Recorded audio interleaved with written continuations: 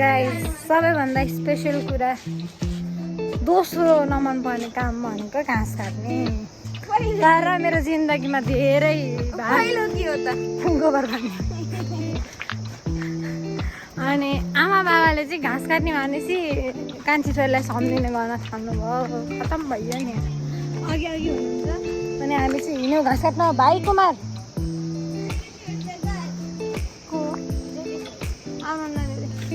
उहाँले जित्नुहुन्छ, हामी पो आमा बाबाले जित्न सक्दैनौँ। आइज पर्दैन नखाल। गाइस गाह्रो छ नि मेरो भाइलाई। घाँस काट्न आएको भाइ र म अगाडि पछि पट्ने हुनुहुन्छ मेरो बाबामा।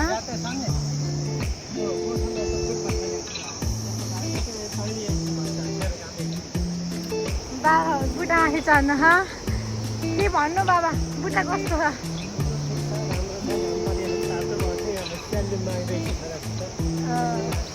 आमा गइसक्नु। आमालाई क्यामेरा फोबिया छ गाइस। त्यो बेला बेला गाली आएको क्लिप आयो भने अन्यथा नलिनु होला।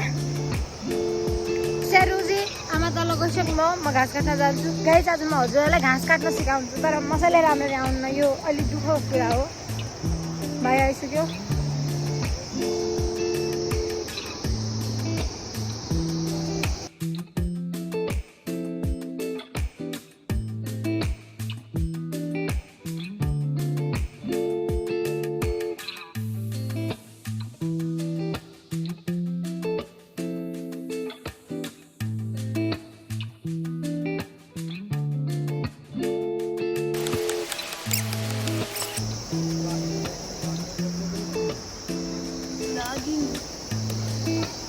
यताको पाखोरी यस्तो गराइसकेको गाइस। तल उहाँ हुनुहुन्छ। आमा कता पुग्नु म देख्दैन। उहाँ हुनुहुन्छ है